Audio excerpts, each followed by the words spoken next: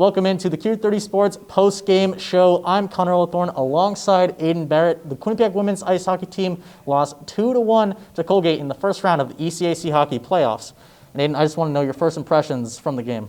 Honestly, it was just sloppy play from Quinnipiac. They didn't win puck races. They turned the puck over too much at key points. Can't do that. And they were too conservative. I mean, they didn't play to win. They played not to lose. And you hear it all the time. You can't play that way. You're not going to win many games. It's very tough to win that way, especially against a good team like Colgate. Let's take a look at the highlights by women's ice hockey beat reporter Gage Kilborne. Quinnipiac and Colgate went head-to-head on Friday night in the ECAC Semifinals. As we kick things off late in the first period, when Koltynikova's shot goes off the blocker, but Caitlin O'Donohoe is there to clean up the mess and make it a 1-0 lead for the Raiders. What a nice goal right there by O'Donohoe. As we reach into the second period, Colgate with the lead, 1-0. And late in the second period, Sammy Smigliano rips it in on a breakaway goal, extending it to a 2-0 game. Heading to the third period, down 2-0. Will Quinnipiac make a comeback? Let's find out. Down 2-0. Taylor Gerard takes a prayer and it reflects off Taylor House and goes in the net. 2-1. Colgate leads, and they will win by that final score, and they're going to the ECAC title game.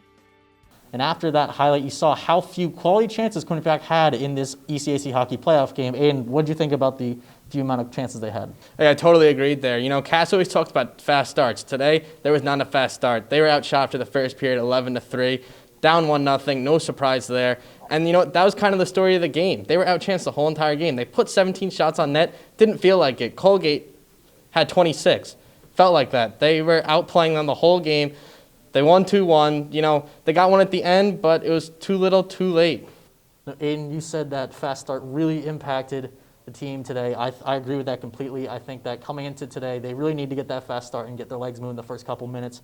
And they didn't get that, so you could really see it impacted the game. They had a lot of sloppy plays coming into today's game and just throughout the entire game.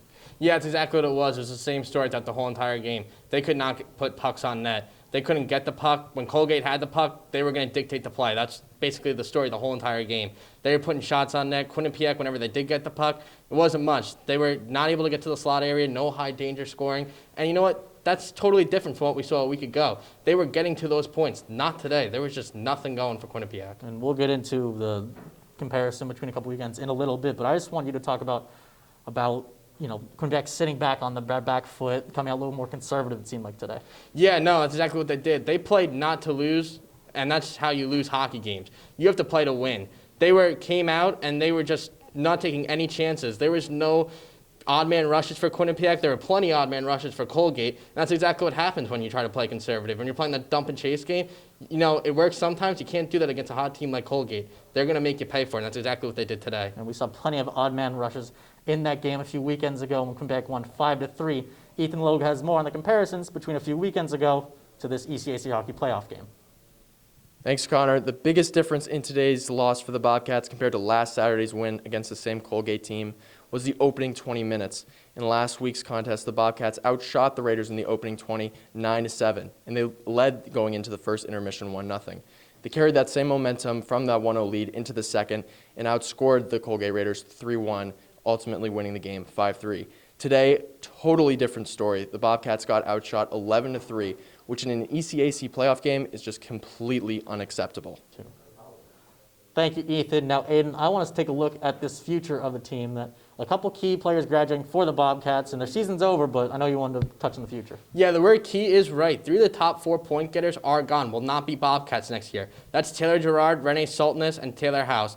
That means next man up mentality. Couple players that come to mind. One, Olivia Mobley, former Miss Minnesota, 2 goals, 6 assists on the season. She got hot late. Kendall Cooper and Maddie Samaskevich, they played a lot of minutes this year for first years. You could see them getting a lot more this next year. The nice part about this, though, is that their goaling tandem will stay the same. Katie Boudiette and Logan Andrews will be back next year for the Bobcats. And also their leading point getter, Alexia Gia, is going to play next year for the Bobcats. So missing pieces, but a lot to look forward to in the next coming years for the Bobcats. Aiden, last question from me. Do you think this team's future is bright? Yes, I think the first years, they got a great first-year class with Olivia Mobley, Kendall Cooper, Manny Simiskevich. I just mentioned them. They're going to keep basically their whole defense, so that's really nice. And the goaltending tandem is going to stay the same. So that was their strong piece this year and should be their strong piece from years to come. And while Quinnipiac's season is over, Colgate moves on to the ECAC Hockey Finals on Sunday, where they'll be taking on St. Lawrence, who beat Clarkson 4-3 in overtime today. For Connor Ullathorne, Aiden Barrett, Ethan Logue, and Gage Kilborne, this has been the Q30 Sports Postgame Show.